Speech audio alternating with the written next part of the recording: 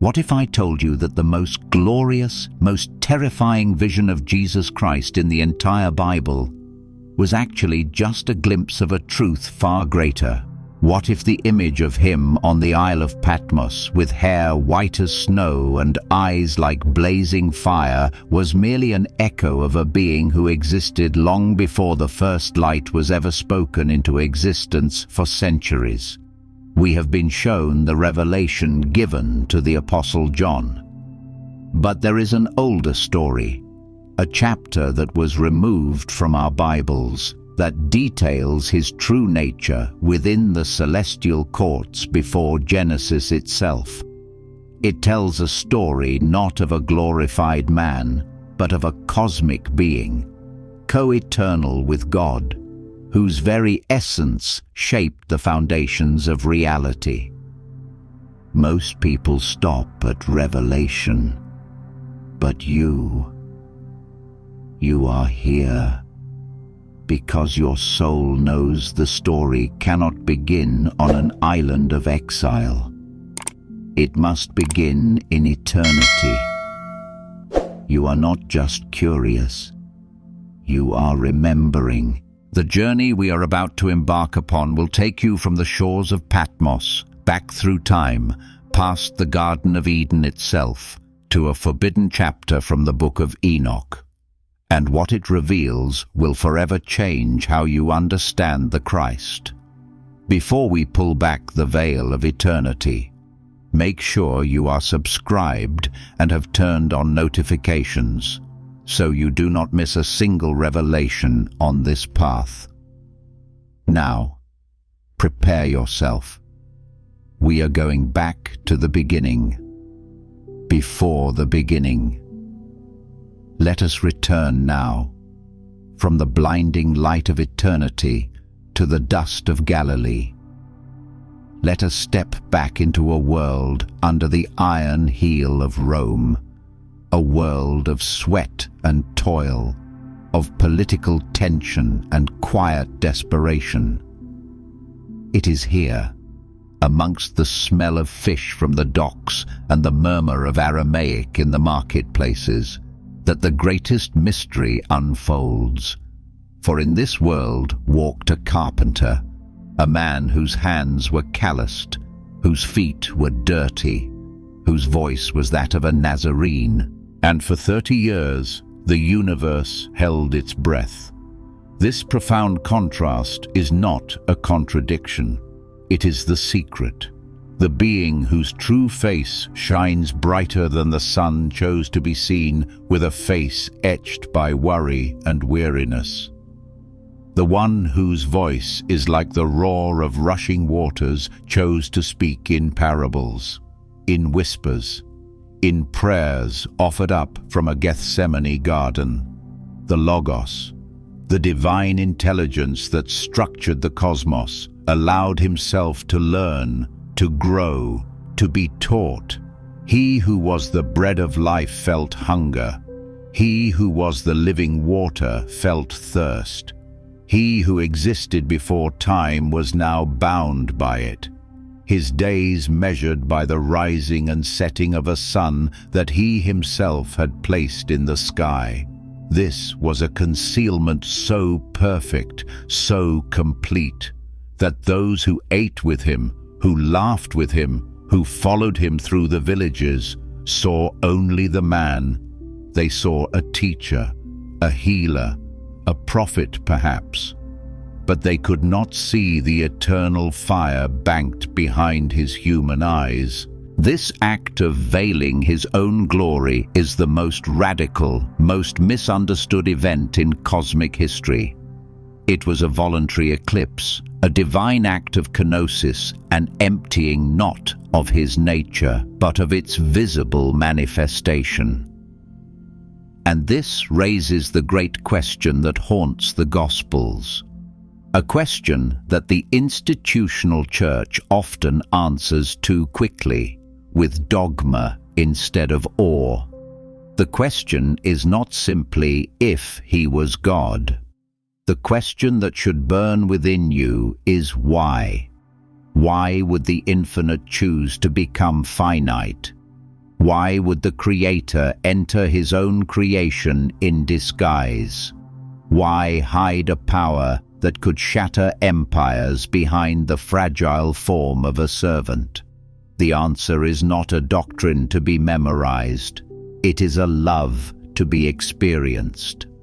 For in this divine concealment lies the key to everything.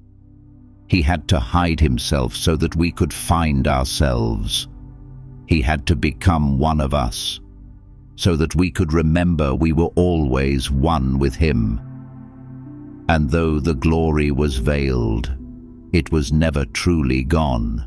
It would leak through in moments of power, in whispers of eternity, long before it was fully unleashed on the Isle of Patmos. Though the glory was veiled, it was never silent. For those with ears to hear, the whispers of eternity echoed through the Master's words, haunting the edges of his parables and thundering softly beneath his claims. The Gospels, even in their canonical form, are filled with these leaks of divinity, moments where the veil of flesh grew thin and the true nature of the Nazarene shone through. These were not mere hints, they were seismic declarations, and the religious authorities of the day felt their tremors and knew exactly what they meant. The journey into this hidden truth begins, as it always must, in the beginning. John, the apostle who leaned on the heart of Jesus, was given the clearest sight into his eternal origin. He does not start his gospel with a manger, but in the timeless expanse before creation. In the beginning was the Word, he writes, and the Word was with God, and the Word was God.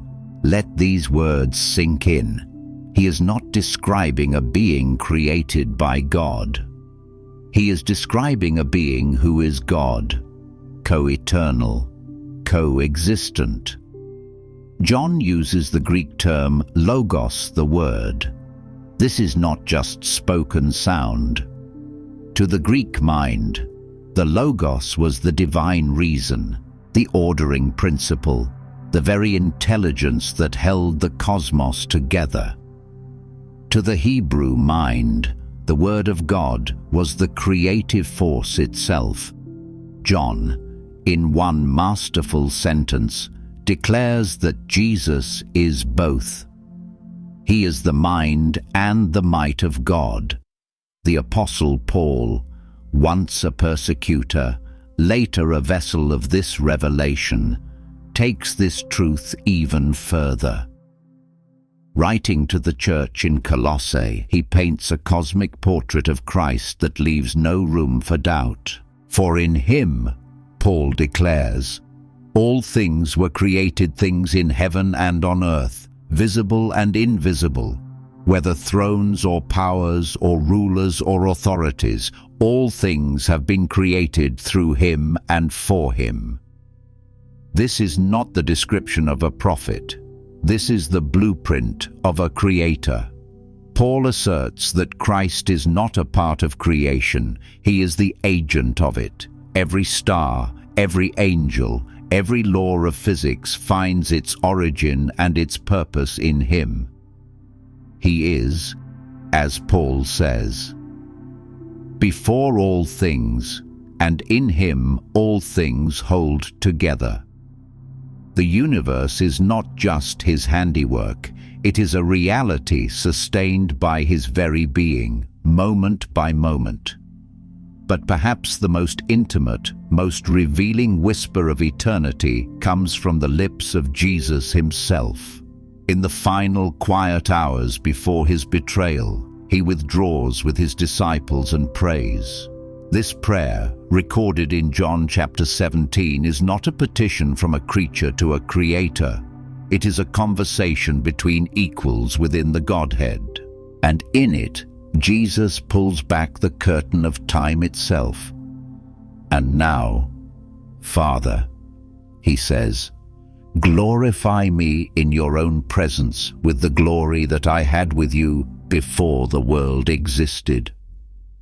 This is the key.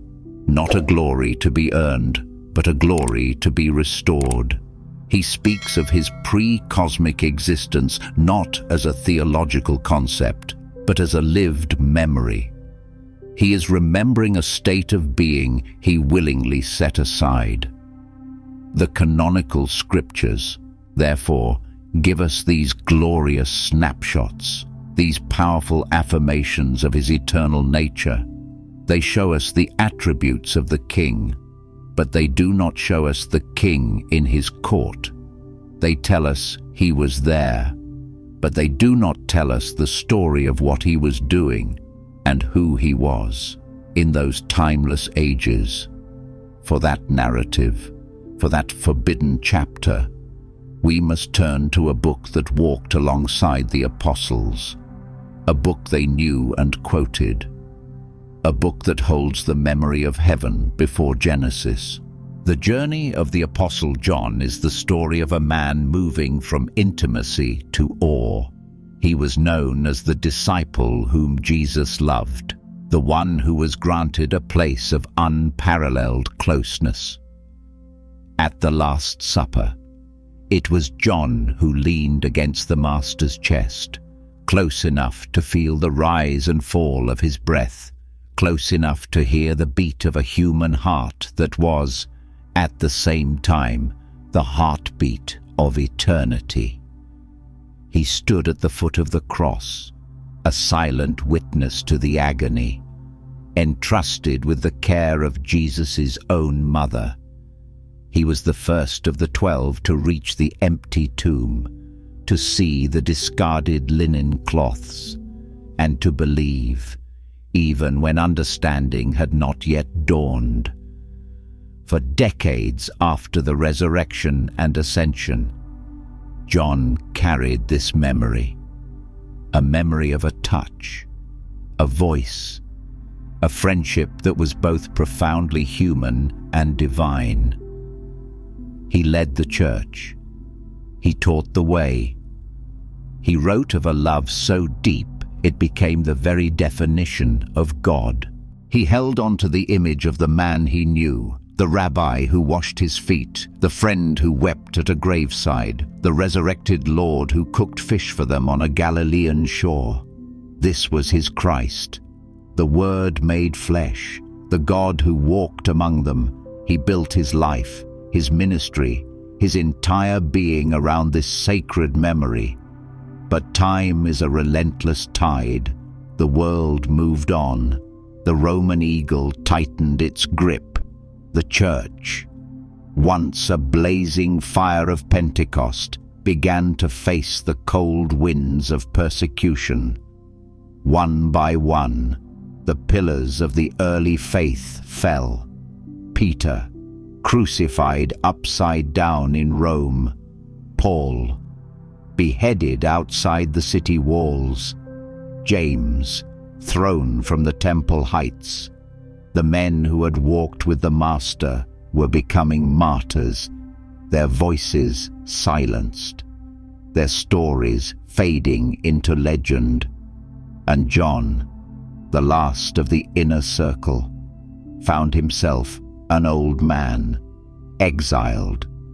He was sent to Patmos, a barren rock in the Aegean Sea, a Roman penal colony. Imagine the silence. The vibrant communities of Ephesus were now a distant memory. The fellowship of the believers was replaced by the lonely cry of gulls and the endless crashing of waves against stone. The sun beat down. The wind was merciless. For all intents and purposes, his story was over. The last living witness to the Word made flesh had been silenced, left to die in obscurity. His memories, his only companions. He must have wondered, in those long, quiet days, if he had failed. Was this the end of the way? Was the glorious kingdom they had been promised just a flicker of light now being extinguished by the overwhelming darkness of the empire? He held on to his faith. Of course. He worshipped on the Lord's day, his voice perhaps a hoarse whisper against the wind. He prayed to the Jesus he remembered, the gentle shepherd, the compassionate friend.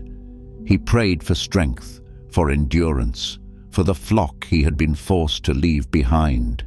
He had no idea that his greatest trial was not a punishment, but a preparation. His isolation was not an ending, but an initiation. The silence of Patmos was not the absence of God. It was the clearing of the stage for a revelation so profound it would require the stripping away of everything else. John believed he knew Jesus. He had known him more intimately than any man alive. But he was about to discover that the memory he held so dear, as sacred as it was only a shadow of the reality.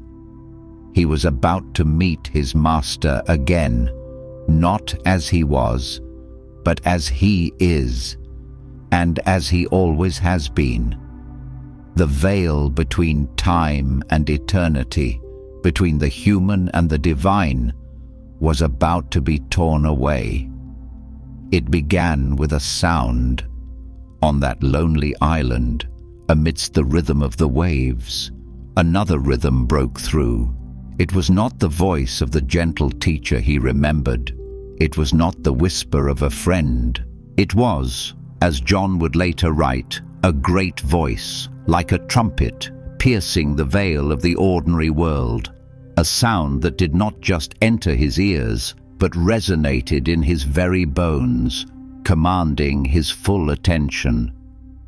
"I am the Alpha and the Omega, the first and the last," the voice declared, and the air itself seemed to tremble with authority. When John turned, he did not see the carpenter. He saw the cosmos. Before him stood 7 golden lampstands, burning with a pure, otherworldly light. And walking among them was a figure that defied description, a form that was at once familiar and terrifyingly alien. He was like a son of man, yes, but this was no man of Galilee. He was robed in white, a garment reaching to his feet, the attire of a high priest, bound with a golden sash across his chest, the mark of a king. This was royalty and holiness combined, a being who occupied both roles with absolute authority. John's eyes struggled to take in the sight, his mind racing to find words for the inexpressible. The figure's head and his hair were white like wool, as white as snow. This was not the white of old age, but the white of eternity itself. It was the color of primordial light, the hair of the Ancient of Days, a being who existed before time. This was not a man who had grown old. This was a being for whom time itself was young. And his eyes. His eyes were like a flame of fire. They were not the compassionate eyes that had once looked upon him with love, though that love was still there. These were eyes that saw everything, eyes that burned through pretense, through shadow, through the deepest secrets of the human heart. They were the eyes of a judge, not of condemnation, but of perfect, unyielding truth. To be seen by those eyes was to be known completely. His feet were like bronze glowing in a furnace, refined and radiant. They were the feet of a being who had walked through the very fires of judgment and emerged not scarred, but purified, indestructible.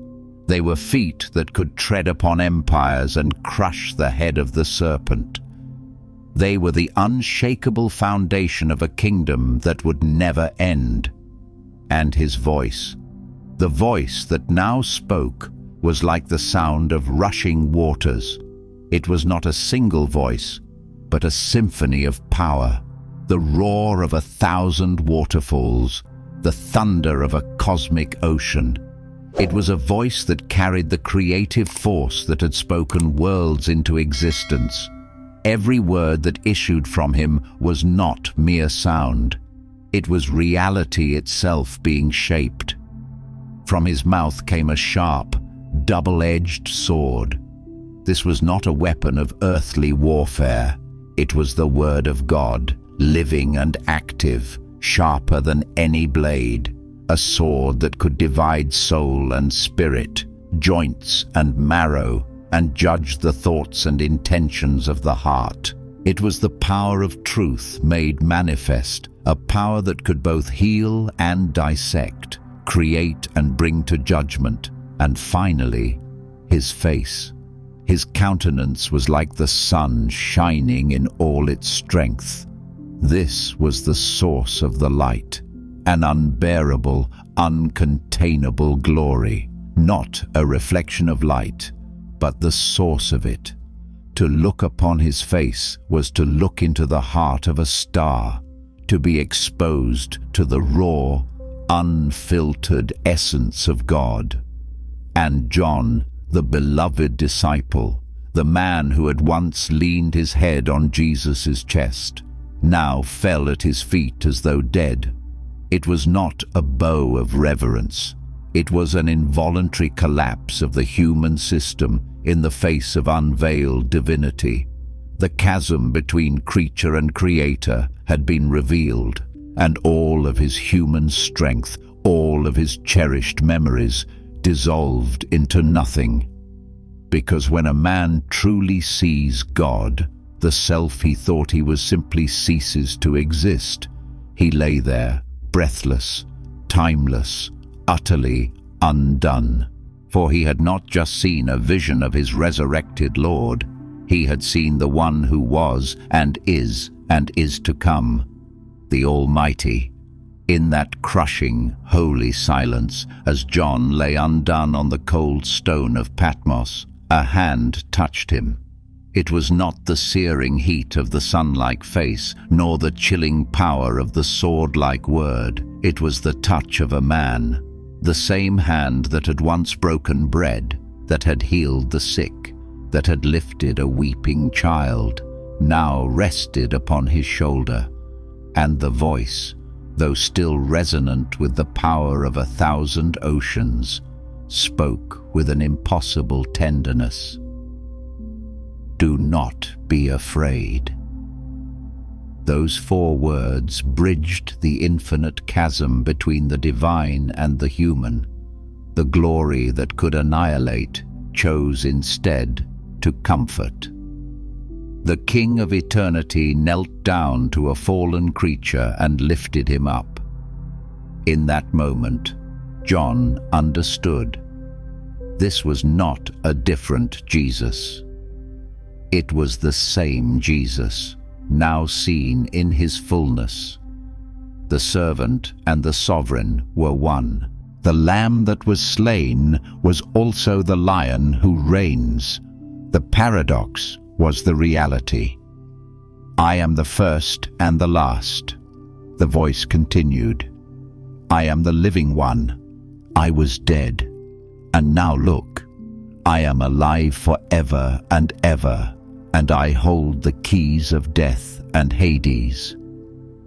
Each declaration was a key in itself, unlocking a new level of understanding for the trembling apostle.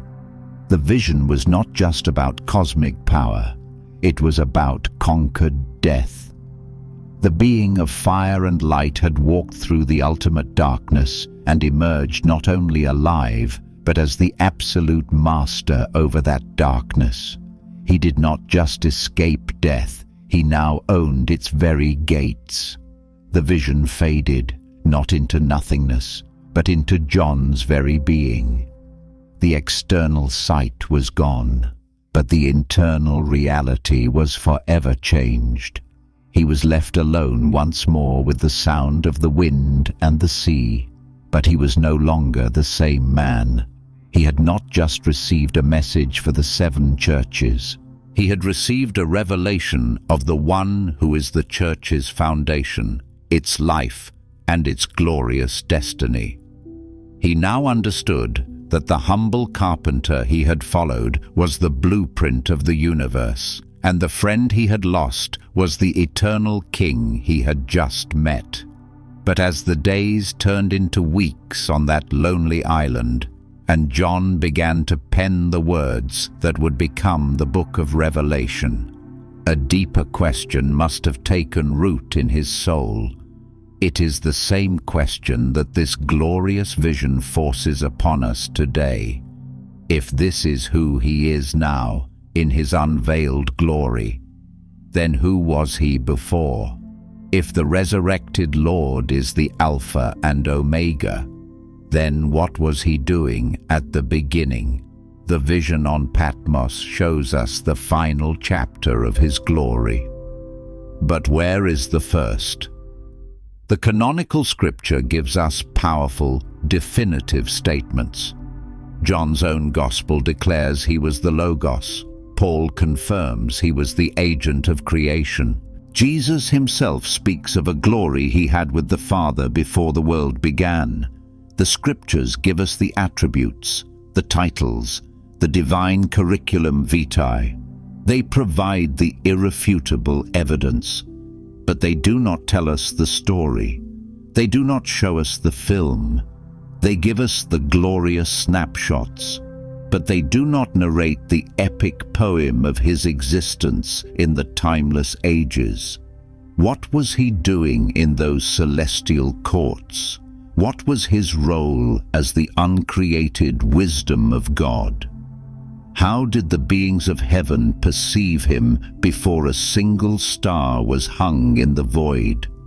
To answer that, to find that narrative, we must open a book that the councils of men tried to bury, a text that was thought to be lost for centuries but was preserved in the high mountains of Ethiopia. We must turn to a document that the first apostles knew and quoted. We must open the forbidden chapter. We must turn to the Book of Enoch. The Book of Enoch is not some strange, foreign text. To the first followers of Jesus, it was a familiar and revered work. It is quoted directly in the canonical Epistle of Jude.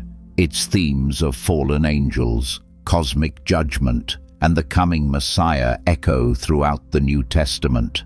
It was a part of their world, a part of the spiritual air they breathed, and within its ancient pages, preserved for millennia, lies a description of a being so majestic, so central to the plan of God, that it can only be understood as the pre-incarnate Christ.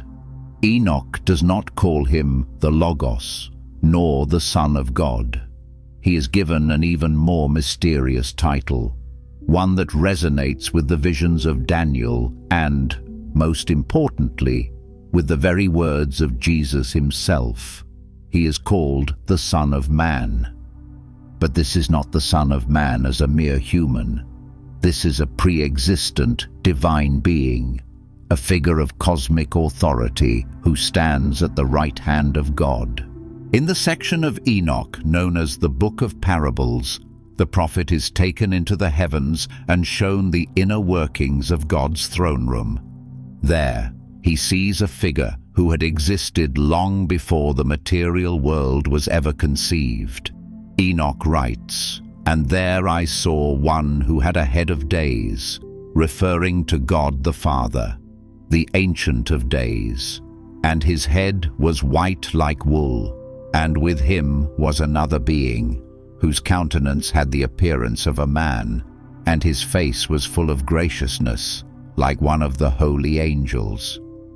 The angel guiding Enoch explains who this being is.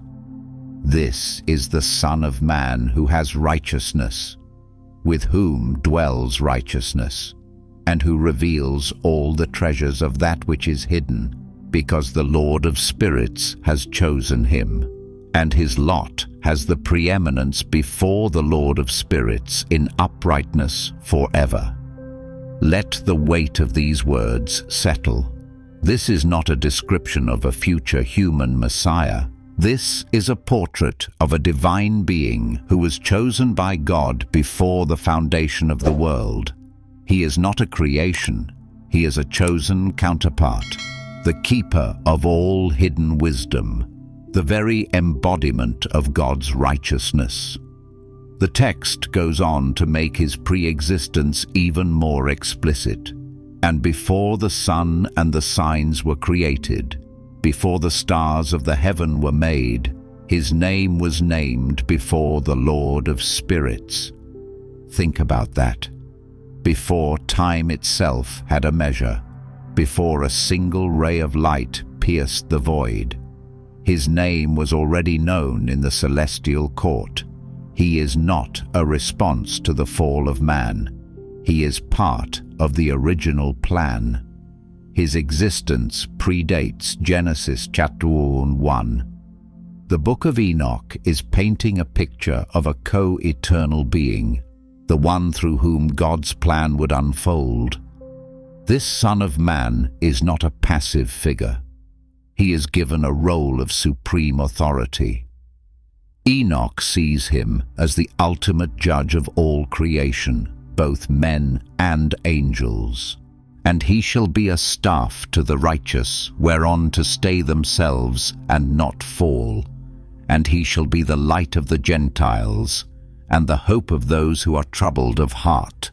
All who dwell on earth shall fall down and worship before him. The parallels to the New Testament are staggering and undeniable. The light of the Gentiles, the one whom all on earth will worship. These are titles reserved for Christ alone. But in Enoch, they are being described hundreds of years before the birth of Jesus in Bethlehem. The book even describes his ultimate role, and the Lord of Spirits seated him on the throne of his glory, and the Spirit of righteousness was poured out upon him, and he shall judge the secret things. For the Lord of Spirits has given them to him and has caused him to triumph. This is not a vague prophecy. It is a detailed job description for the Messiah, written centuries in advance. The throne of glory, the act of judgment, the triumph granted by God, it is the exact same role that the book of Revelation assigns to the glorified Christ. What Enoch saw in a vision, John would later see in reality. Enoch is showing us the Christ before the flesh, the eternal Son of Man in his heavenly role. He is not a second God, but the manifest wisdom and righteousness of the one God, a being so intimately connected to the Lord of Spirits that he shares in his glory and executes his judgment. This is not an angel. This is not a man. This is the divine agent of God's purpose, waiting in the wings of eternity for his moment to step onto the stage of human history. And now, we arrive at the cosmic thread that weaves these two revelations, the vision of John on Patmos and the vision of Enoch in the heavens, into a single, undeniable tapestry. The link is not hidden in some obscure theological argument. It was spoken openly, repeatedly, from the lips of Jesus himself. It is the most common title he used for himself, and yet it is the most misunderstood. What was the name Jesus chose, more than any other, to define his identity and his mission? It was not the Christ. It was not Son of God, though others called him that. Over 80 times in the Gospels, Jesus refers to himself with that same mysterious title from the Book of Enoch. He called himself the Son of Man. For centuries, many have assumed this was merely a declaration of his humanity, a way of showing humility. But in the context of first-century Judaism, a world saturated with the stories and prophecies of books like Enoch and Daniel, this title was anything but humble. It was the most audacious, most divine claim he could possibly make. when Jesus stood before the crowds and said, "The Son of Man is Lord even of the Sabbath." He was not just claiming authority over a religious rule. He was claiming to be the celestial being who existed before the law was ever given. When he told his disciples, "The Son of Man will be betrayed into the hands of men," he was identifying himself as the righteous figure from Enoch's visions, whose destiny was foreseen in the divine plan. The most explosive moment comes in the courtroom of the high priest. Caiaphas, frustrated and desperate, puts the question to Jesus directly. "I charge you under oath by the living God. Tell us if you are the Messiah, the Son of God." And Jesus breaks his silence with a declaration that seals his own death warrant. "You have said so," he replies. "But I say to all of you, from now on you will see the Son of Man sitting at the right hand of the Mighty One and coming on the clouds of heaven." This was not a vague reference. This was a direct, unmistakable quotation, combining the prophecy of Daniel 7 with the cosmic authority described in the Book of Enoch. He was not claiming to be a mere earthly king, a political messiah who would overthrow Rome. He was making a claim so vast, so blasphemous to the ears of the Sanhedrin that it could only mean one thing. He was claiming to be the pre-existent, divine judge of the universe, the one who would sit on the throne of glory next to the Ancient of Days. This is why they tore their robes. This is why they screamed blasphemy. They understood precisely what he was claiming, not just to be a king of Israel, but to be the co-regent of God, the celestial being whose name was named before the creation of the sun. He was telling those who had ears to hear that he was, in fact, the Son of Man from that forbidden chapter of Enoch. He was the one whose judgment they would one day face. This understanding changes everything. Every time Jesus uses the title Son of Man, it is a coded message, a quiet thunderclap of divinity. When he says, "The Son of Man has no place to lay his head," he is speaking of the cosmic king who has left his celestial throne to wander in exile on the very world he created. When he says, "The Son of Man came to seek and to save the lost," he is speaking as the divine shepherd, the one whose mission was ordained in eternity. Jesus was not introducing a new idea. He was stepping into a role that his audience, steeped in these sacred texts, already understood. He was activating a prophecy that lived in their collective consciousness. He was declaring himself to be the fulfillment not just of the law and the prophets as written in the canon, but of the deeper, wider cosmic story that books like Enoch preserved. He was the reality to which all these ancient visions pointed. The Word had not only become flesh, the eternal Son of Man had entered time. And this leads us to the inevitable, uncomfortable question.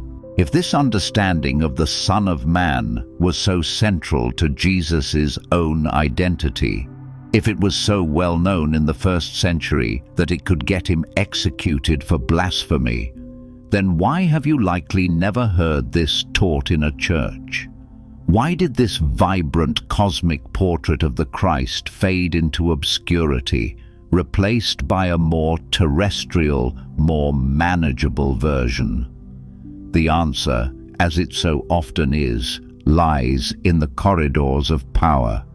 The truth was not lost. It was buried. In the first few centuries after Christ, the faith was a wildfire. It spread through the Roman Empire not by the sword, but by the Spirit. It was a movement of radical personal experience, of house churches, of shared revelations. And in this fertile ground, texts like the Book of Enoch were widely read and revered. We see this in the writings of early church fathers like Tertullian and Irenaeus, who referenced it. We see its echo in the very fabric of the New Testament. But everything changed when the cross was traded for a crown, when Christianity, the persecuted faith of slaves and martyrs, became the official religion of the Roman Empire under Constantine. A new set of priorities emerged. The emperor did not need a religion of mystical, cosmic sovereigns that empowered the individual. He needed a religion that could unify an empire, that promoted order, and that reinforced a clear, top-down hierarchy. A Christ who was the eternal Son of Man from Enoch, a being of unimaginable power and mystery, was too wild, too untamable. His authority was not of this world, and therefore could not be easily co-opted by the powers of this world. A more grounded, more historical Jesus, whose authority could be channeled through an official, earthly institution, the church was far more useful. And so, the great filtering began. At the councils, like Laodicea and later Carthage, men gathered to decide what was in and what was out. The canon of Scripture was not just a matter of theological debate, it was a matter of political expediency. Texts that emphasized mystical experience, direct revelation, or a complex celestial cosmology were deemed too confusing or dangerous for the common believer. The Book of Enoch, with its detailed accounts of fallen angels, multiple heavens, and a pre-existent Son of Man, was the prime candidate for removal. It raised too many questions. It revealed too much. It placed the true drama of redemption on a cosmic stage, dwarfing the political dramas of earthly empires. It was easier, safer, to build a religion around the four Gospels and the letters of Paul. It created a cleaner narrative, one that could be controlled, packaged, and preached from a pulpit. And so, they, the architects of this new imperial religion, made a choice. They cast aside the Book of Enoch, labeling it apocryphal, a work of fantasy, not to be trusted. They didn't burn every copy they couldn't, but they removed its authority. They erased it from the official story. And over centuries, the Church simply forgot. The vibrant cosmic portrait of the Son of Man faded, and the title became just another empty name for the historical Jesus. But the truth could not be buried forever. It was preserved in the high, inaccessible monasteries of Ethiopia, which remained untouched by the politics of Rome. And it remained as an echo, a whisper, a resonance in the soul of every seeker who knew, deep down, that the story they were being told was somehow incomplete. That echo is still there, waiting for a generation brave enough to listen again. The story of a pre-existent Christ, the eternal Son of Man, is not just an ancient theological lesson. It is a mirror, and it reflects a truth about you that has been just as deeply buried. Genesis tells us that you were made in the image and likeness of God. But what is that image after this journey? We can now see it more clearly. The image is not that of a distant, abstract deity. The image is the Christ, the eternal Son of Man, who existed in glory before the foundation of the world. That is your original blueprint. That is your spiritual DNA. What if the deep, unquenchable longing you feel for eternity is not a fantasy, but a memory, a soul memory of your own origin. What if the sense that you were made for more than just this earthly life of toil and decay is not wishful thinking, but the echo of the celestial courts still ringing within you? The forbidden chapter of Enoch does more than just reveal who Christ was before Genesis. It reveals what humanity was always intended to be, a reflection of that cosmic being, a vessel for that same glory, a son of man in the small, destined to commune with the Son of Man in the large. You are not just a creature of dust, breathed into life. You carry within you an echo of eternity itself. This is the truth that changes everything. It reframes your struggles, your purpose, and your potential. The battle you feel within yourself between your higher aspirations and your lower nature is not just a psychological conflict. It is the echo of that ancient war between light and shadow, between your true, eternal self and the forgotten identity you've adopted in this world. This story, then, is not an invitation to worship a distant, cosmic Christ. It is an invitation to awaken the Christ potential within you.